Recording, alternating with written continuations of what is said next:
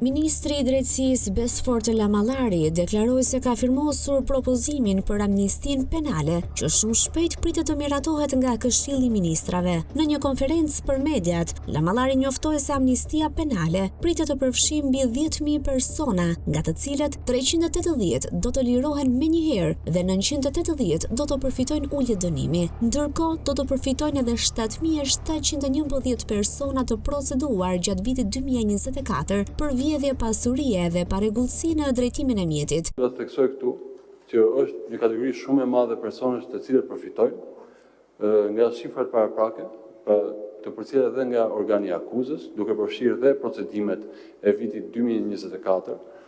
Do të thojë që numri i përfituesve është shumë i lartë, më shumë se 10.000 shtetet shqiptar të cilët përfitojnë. Dhe konkretisht, siç e kemi bërë me dje më herët, janë 1.280 persona të cilët aktualisht janë në sistemin penitenciar, që do të thotë 380 persona përfitojnë lirim të menjëhershëm, më pas 900 të tjerë të cilët përfitojnë ulje dënimi.